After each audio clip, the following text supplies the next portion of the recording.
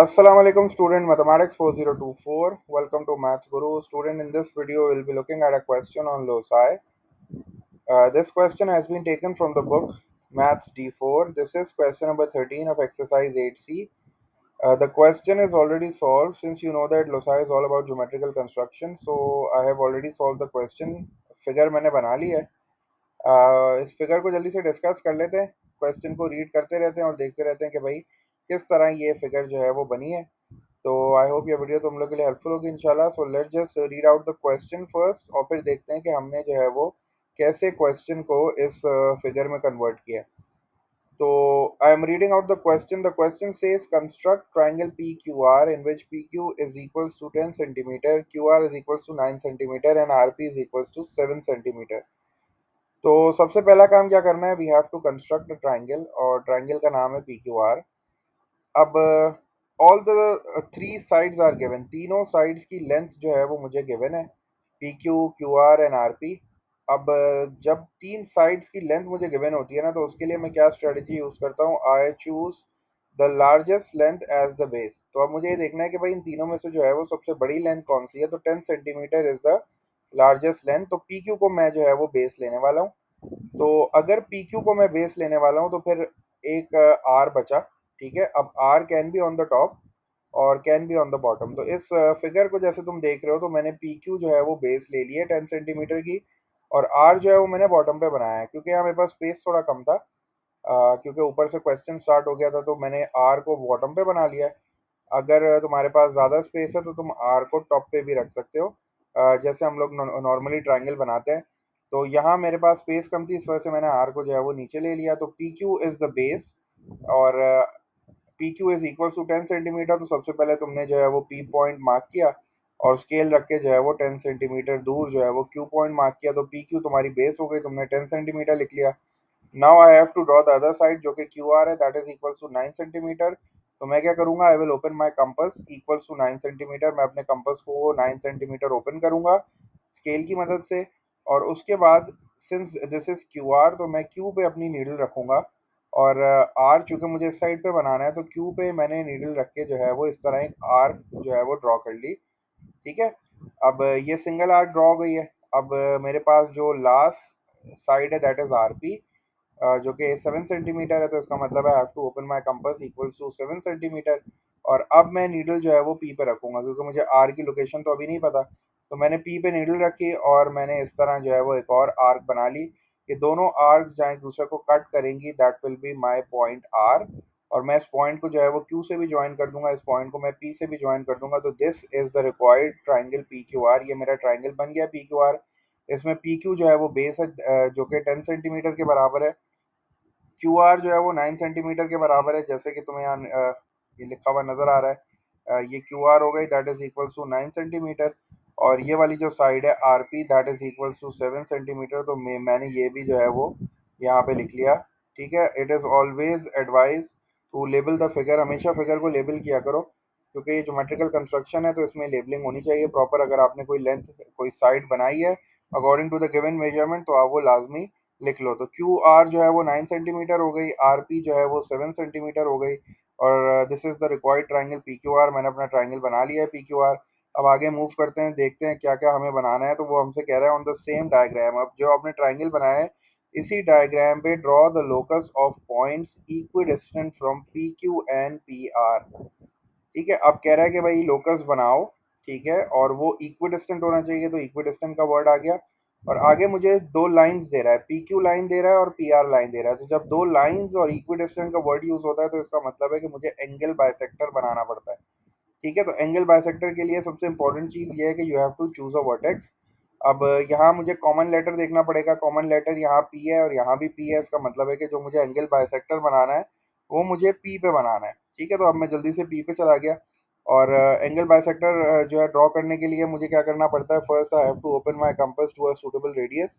अब वो सूटेबल वो रेडियस जो है वो मोर देन हाफ और लेस देन हाफ मैं जो है वो नहीं बोलता.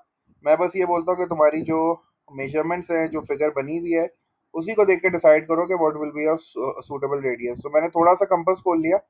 ठीक है, इतना ज़्यादा भी नहीं खोलना और इतना कम भी नहीं खोलना, बस मुनासिब सा कंपास खोलो और just draw an arc like this. ठीक है, पी पे नीडल रखी और इस तरह एक आर्क ड्रॉ करो। वो आर्क ऐसी होनी चाहिए कि जो तुम्हारी दो गिवन लाइंस है ना, पी क्यू और पी आर, इन दोनों लाइंस को कट करना चाहिए। देखो पी क्यू को भी कट कर रहा है एक पॉइंट पे और पी आर को भी कट कर रहा है एक पॉइंट पे। तो ये मैंने छोटी सी आर्क लगा दी। इस आर्क की वजह से अब मुझे दो पॉइंट्स और मिल गए। ठीक है, I will put the needle of the compass at this point and will draw an arc here. इस तरह एक आर्क ड्रॉ करूंगा इधर और फिर मैं नीडल को यहाँ रख के एक और आर्क इस तरह ड्रॉ करूंगा। I will get a new point. दोनों आर्क्स जहाँ एक दूसरे को कट करेंगी वहां मुझे पॉइंट मिल जाएगा। I will join this point with the vertex P. मैंने इस तरह जो है इसको ज्वाइन किया और मैंने इसको एक्सटेंड कर दिया जहां तक ट्राइंगल है। तो this will be my angle bisector of P. ठीक है, फर्स्ट पार्ट में इसने ऐसे नहीं बोला कि ड्रॉ द एंगल बाइसेक्टर, वो हमेशा इस तरह वर्डिंग से आपको बताने की कोशिश करता है। अब देखो ये कह रहा है the locus of points equi distant from P Q and P R. तो अब पी क्यू भी लाइन है, पी आर भी लाइन है, तो दो लाइंस आपको मिल गई और इक्वी डिस्टेंट मिल गया, मतलब आपको एंगल बाइसेक्टर ड्रॉ करना था और कॉमन लेटर पी था तो आपने पी पे एंगल बाइसेक्टर बना लिया। क्या प्रोसेस है उसका? You have to open your compass to a suitable radius. छोटा सा कंपास खोलो और इस तरह की जो है ना वो एक आर्क लगाओ so that it cuts the two lines that is given to us, P Q और पी आर। तो ये पी क्यू हो गई, ये पी आर हो गई। तो मैंने ये जो आर्क लगाई है ये दो पॉइंट्स पे जो है वो कट कर रही है इन दोनों लाइंस को। अब कंपास को चेंज नहीं करना, उसका रेडियस नहीं छेड़ना है। पुट द नीडल हेयर, यहाँ एक आर्क लगाओ, फिर जो है वो नीडल चेंज करो, इधर रखो और यहाँ आर्क लगाओ। ये जो दोनों आर्क से दूसरे कट करेंगे you will get a point. इस पॉइंट को पी के साथ ज्वाइन करके एक्सटेंड कर दो तो this will be your angle bisector. इस लाइन ने आपके एंगल पी को दो बराबर हिस्सों में बाइसेक्ट कर दिया, इसी वजह से ये एंगल बाइसेक्टर है। पार्ट बी में भी हमें यही काम करना है। The locus of points equidistant, again equidistant का वर्ड यूज हो रहा है from Q P and Q R. ठीक है, अब यहाँ जो कॉमन लेटर है वो क्यू आ रहा है, तो इसका मतलब है कि you have to draw the angle bisector at Q. तो जल्दी से मैं क्यू पे चला गया। ठीक है, सूटेबल रेडियस का कंपास ओपन किया, इस तरह एक आर्क लगाई, ये दो पॉइंट्स मिल गए। ठीक है, अब पहले नीडल यहाँ रखी, एक आर्क इधर लगाई, फिर नीडल यहाँ रख के एक आर्क इधर लगाई, ये पॉइंट मिल गया, इसको क्यू से ज्वाइन करके एक्सटेंड कर दिया। तो this is the angle bisector of Q, जो कि मुझे पार्ट बी में बनाना था। ठीक है, तो पार्ट ए में I have to draw the angle bisector at P, वो भी मैंने बना लिया। पार्ट बी में I have to draw the angle bisector at Q, वो भी मैंने बना लिया। पार्ट सी में मुझसे कह रहा है the circle touching the sides of triangle P Q R. अब वो कह रहा है पार्ट सी में कि भाई एक ऐसा सर्कल बनाओ जो कि ट्राइंगल की तीनों साइड्स को टच करे, जो ट्राइंगल की तीनों साइड्स को टच करेगा। तो इस सर्कल का नाम है इंस्क्राइब सर्कल। और इसको बनाने के लिए तुम्हें क्या करना पड़ता है, तीनों वर्टिसेस जो है ना तुम्हारे पास उस पे तुम्हें बाइसेक्टर बनाना पड़ता है। तो तुमने पी पे तो एंगल बाइसेक्टर बना दिया है, क्यू पे भी तुमने एंगल बाइसेक्टर बना लिया। अब आर पे अगर तुम एंगल बाइसेक्टर बना लोगे ना तो तुम्हें वो पॉइंट पता चल जाएगा जहां से तुम्हें अपना सर्कल ड्रॉ करना है। मतलब एक सेंटर पॉइंट होना चाहिए ना in order to draw circle.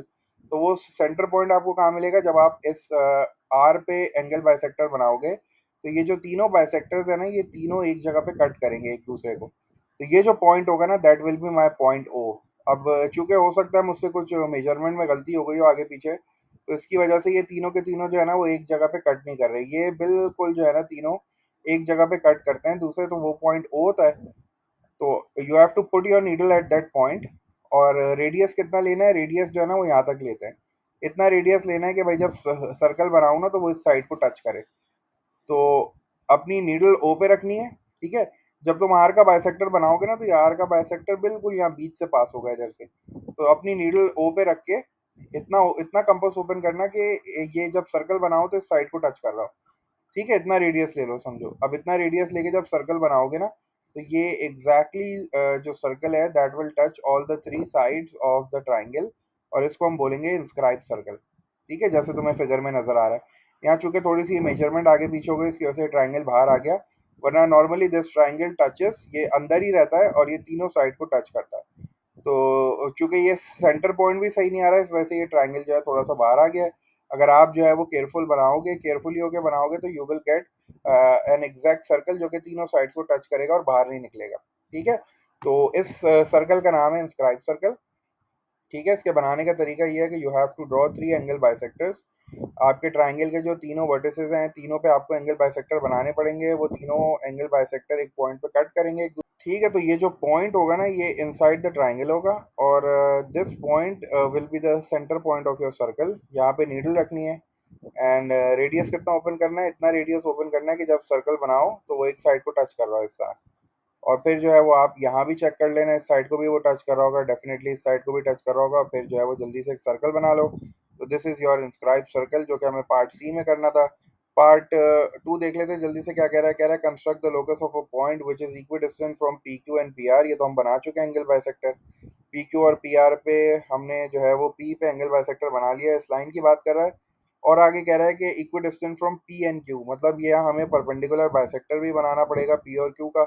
P और क्यू ये रहा, आपने अपना कंपास मोर देन हाफ ओपन किया, दो एक आर्क ऊपर लगाई पी पे रख के, एक आर्क नीचे लगाई, और फिर जो है वो नीडल क्यू पे रख के इन्हीं दो आर्क्स को कट किया। तो जो लाइन मिलेगी आपको, ये जो नजर आ रही है, दिस विल बी और परपेंडिकुलर बाइसेक्टर।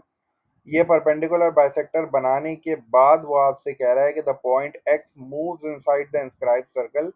ये जो पॉइंट एक्स है ये इंस्क्राइब सर्कल के अंदर है, ठीक है। इंस्क्राइब सर्कल के अंदर है ये point, moves inside the inscribe circle so that it is nearer to P Q then to P R. ठीक है। अच्छा, अब जरा थोड़ा सा जो है ना, सिंस ये शेडिंग है, ठीक है, शेडिंग में जो है थोड़ा सा ख्याल रखना है कि आपसे सबसे पहले उसने बोला कि ये जो पॉइंट एक्स है moves inside the inscribe circle, तो ये इंस्क्राइब सर्कल के अंदर का पार्ट है, ठीक है। इंस्क्राइब सर्कल के बाहर जो है वो शेडिंग नहीं होगी, इंस्क्राइब सर्कल के अंदर शेडिंग होगी बस, क्योंकि उसने बोला है कि this point moves inside the inscribe circle. तो मतलब इस सर्कल के अंदर अंदर का पार्ट होगा ये। और उसके बाद कह रहा है कि it is nearer to P Q then to P R. अब ये पी क्यू और पी आर मतलब आपने जो एंगल बाइसेक्टर बनाया था पॉइंट पी पे, जो आपने एंगल बाइसेक्टर बनाया है पी क्यू और पी आर, तो ये पी क्यू के करीब है, पी आर से दूर है। मतलब ये जो एंगल बाइसेक्टर है, this line is equi distant from P Q and P R ना। तो चूंकि अब वो कह रहा है कि वो पी क्यू के करीब है, तो इसका मतलब है कि भाई वो पी क्यू वाली साइड पे शेडिंग होगी, ऊपर की साइड पे नहीं होगी, क्योंकि ऊपर वाली साइड जो है वो पी आर के करीब है। तो ये जो लाइन आपने बनाई है ना, this bisector is basically equi distant from P Q and P R. तो चूंकि उसने बोला है कि वो नियरर टू पी क्यू है, तो इसका मतलब है कि नीचे की साइड पे शेडिंग होगी, इस साइड पे। और फिर आगे कह रहा है एंड पी एक्स, मतलब वो कह रहा है जो पॉइंट एक्स है ना, उसका डिस्टेंस पी के साथ less than equals to Q X. ठीक है, मतलब इसका मतलब वो ये कहना चाह रहा है कि भाई जो पॉइंट एक्स है that is nearer to P then Q. मतलब पी एक्स का डिस्टेंस कम उसी वक्त आएगा ना कि जब वो पी के करीब होगा। तो इसका जो मतलब है ना, ये जो लिखा हुआ है, इसका मतलब ये है कि जो पॉइंट है that is nearer to P then Q. तो अब जाहिर सी बात है, ये आपने बाइसेक्टर बनाया हुआ है, तो अब वो कह रहा है पी के करीब है, तो वो जो है वो लेफ्ट साइड पे शेडिंग होगी, राइट साइड पे नहीं होगी। राइट साइड पे होगी तो वो क्यू के करीब हो जाएगा। तो इसका मतलब ये हुआ कि बस ये वाला जो पार्ट आपको नजर आ रहा है ना, ये वाला जो पार्ट है जो ट्राइंगल का है, ये मत करना शेड। ठीक है, चूंकि उसने बोला है कि वो इंस्क्राइब सर्कल के अंदर है, तो इसका मतलब है कि भाई सारी शेडिंग जो है ना वो बस यहाँ से होगी।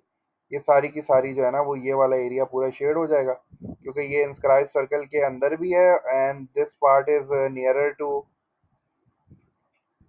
P Q. ये पी क्यू के करीब भी है और ये जो है वो पी के करीब भी है ना। ठीक है, तो ये वाला पार्ट सारा आप शेड कर दोगे, तो this is the required answer. तो ये आपका जो है वो आंसर हो गया, प्रॉपर शेडिंग कर लेना। बाकी ये है कि ये वाला जो पार्ट है ना ये हटा देना, क्योंकि वो उसने बोला है कि इनसाइड द सर्कल है। ठीक है ना, इनसाइड द इंस्क्राइब सर्कल, इसका मतलब है कि वो सर्कल के अंदर ही है, तो ये वाला पार्ट जो है वो शेड नहीं होगा। ठीक है, तो that was a question on loci, थोड़ा सा डिफरेंट क्वेश्चन था। इंस्क्राइब सर्कल का कॉन्सेप्ट था इसमें, तो मैंने सोचा कि ये वाला जो सॉल्यूशन है वो आप लोग के साथ शेयर कर लूँ। बाकी ये कि इस क्वेश्चन को तुम लोग भी ज़रूर ट्राई कर लेना, बुक D4 का ही क्वेश्चन है ये, क्वेश्चन नंबर 13, और मैंने शायद ये होमवर्क भी दिया है। ठीक है, तो अगर नहीं हो तुम लोग से सॉल्व, तो इस वीडियो से हेल्प ले लेना और इसको ज़रूर सॉल्व करना। ठीक है, और फिर मुझे बताना कि तुम लोग का शेडेड पार्ट, फिर ये तुम लोग का जो सर्कल है वो भी ऐसे ही बन रहा है या फिर वो ट्रायंगल के बाहर जा रहा है।